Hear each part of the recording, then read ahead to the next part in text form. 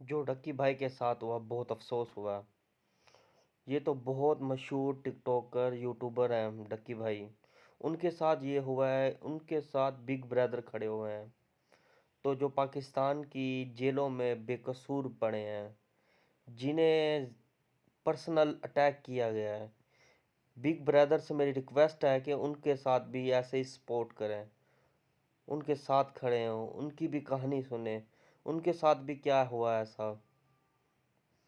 बहुत अफसोस हुआ है कि डक्की भाई के साथ इतना टॉर्चर किया गया है डक्की भाई को।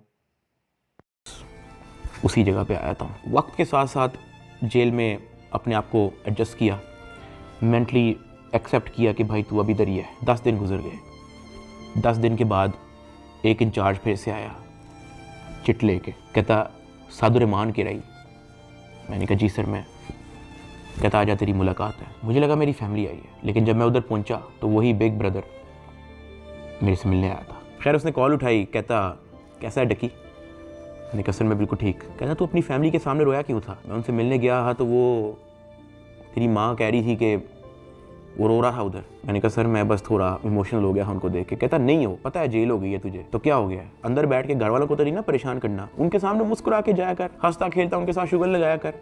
क्या मैं बिल्कुल ठीक हूँ, अंदर बड़ा मज़ा आ रहा है। मैंने कहा सर वो हो जाता है, मैं तो कोशिश करता हूँ कि मैं उनको कोई टेंशन ना दूँ, लेकिन चेहरे पे बंदे के लिखा आया था। कहता खैर मैं गया उस दिन तेरे घर, माँ जी बहुत परेशान थी, मैंने उनको तसल्ली दी है, तुझे मैं सिर्फ ये बताने आया हूँ कि तू तगड़ा रहे। फिर उसने मुझे कहा कि अगर आने वाले कुछ टाइम के अंदर अगर तुझे कोई न्यूज़ तेरे रिलेटेड सुनने को मिलती है तो पैनिक नहीं होना और अंदर किसी से कोई बात शेयर नहीं करनी। कोई पूछे कहना मुझे इल्म नहीं किसी चीज़ का, और अपनी फैमिली को भी कह दे कि किसी चीज़ को लेके पैनिक नहीं होना। अगर कोई प्रेशराइज करने की कोशिश करे, कोई कॉल करे, कोई अप्रोच करे, जस्ट इन्फॉर्म अस। साथ मैंने उनको ये भी बताया कि जब मैं NCCI की कस्टडी में था तो वो मुझे कहते थे कि आपके पीछे MI लगी हुई है। तब उसने मुझे कहा कि जिन लोगों का नाम लेके आपसे पैसे ले रहे हैं ना, मैं उस इदारे से हूँ। फिर उसने मुझे बताया कि ये बात जब मुझे पता लगी तो हमने अपने हायर अथॉरिटीज़ को भी इन्फॉर्म किया, तो let me and my team handle it. तूने अंदर किसी से कोई बात नहीं करनी, अपनी फैमिली से ज़्यादा कोई बात नहीं करनी, सिर्फ उनका हालचाल पूछ और रोना धोना बंद कर, उनके सामने शुगर लगा, हंस मुस्कुरा, कह के बड़ा मज़ा आ रहा है अंदर, जो बुरा वक्त था वो चला गया, अब बस तू वक्त काट। फिर मैंने उसको बोला कि सर वो जो एडिशनल डायरेक्टर सरफराज चौधरी साहब हैं वो मुझे रिमांड के दौरान कहते थे कि मैं तेरी हाई कोर्ट तक बेल रोकूंगा। तो उधर बिग ब्रदर कहता कि छोड़ दे, कुछ नहीं होगा। उसके बाद वो हुआ जो किसी ने वहमो गुमान में भी नहीं सोचा था।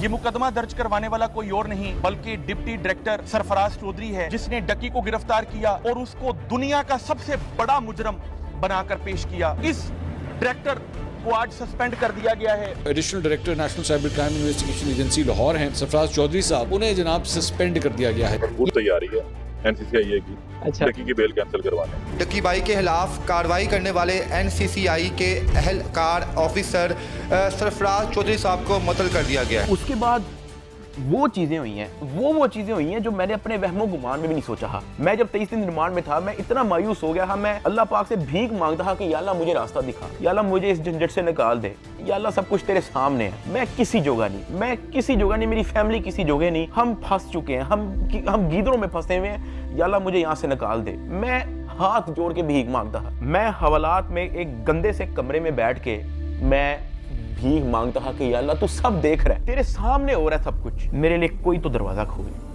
मुझे कोई रास्ता दिखा, मैं कहाँ जाऊँ। NCCI अफसरान की गिरफ्तारी पर मुकदमा यूट्यूबर डक्की भाई की अहलिया अरूब जतोई की मुद्दत में दर्ज किया गया। डक्की भाई की फैमिली से रिश्वत लेने का ये मामला, NCCI के अफसरान का जिस्मानी रिमांड मंजूर। अरूब जतोई ने दरखास्त दी है national cyber crime investigation agency के 8 अफसरों और 1 फ्रंटमैन पर। ये हो क्या रहा है? बैटिंग एप्स को रोकने वाले ही बैटिंग ऐप के जरिए पैसे मंगवा रहे हैं। मुकदमा डक्की भाई की अहलिया अरूब जतोई की मुद्दत में दर्ज किया गया। 12 लोग हिरासत में हैं FIA के। अफसर शुएब रियाद और सरफराज चौधरी, उन्होंने रिलीफ के नाम पर अरूब जतोई से रिश्वत मांगी। पर 90 लाख रुपए की रकम बतौर रिश्वत वसूल की गई। वो लोग जिनके कंधों पे निजाम की हिफाजत की जिम्मेदारी रखी गई थी, वही खुद इस निजाम में नकब लगाने लगे। जो तफ्तीशी थे, आज वो मुलजिम के रूप में अपने ही इदारे के सामने जवाबदेह हैं। 7 अफसरान ने ओहदों से इस्तीफा दे दिया। 90 लाख रुपए रिश्वत लेने के केस में NCCIA के एडिशनल डायरेक्टर समेत 6 अफसरान का जिस्मानी रिमांड मंजूर कर लिया गया है। आरूप जतोई इस बात पर डट गई हैं कि NCCI अफसरान जिन्होंने उनसे रिश्वत ली है इनको नहीं छोड़ेंगी। जिन ऑफिसर्स ने मेरी फैमिली को मेंटल ट्रॉमा से गुजारा, जिन ऑफिसर ने मेरी फैमिली को मेंटली टॉर्चर किया, जिन ऑफिसर ने मुझे बेवजह मारा, मैं उनसे भीख मांगता गया कि यार मुझे ना मारे, मुझे फिर भी मारते गए। जिन ऑफिसर्स ने बच्चे को वीडियो कॉल करके मुझे उससे माँ बहन की गालियां दिलवाई, अगले दिन उन सबकी खबर आ गई कि वो सब गिरफ्तार हो गए। और ये जो 100 दिन की कैद थी, जब मुझे किसी किस्म की कोई उम्मीद नहीं थी नजर आती, मैं कभी कभी अल्लाह पाक से कहता था कि अल्लाह तू मेरी क्यों नहीं सुन रहा।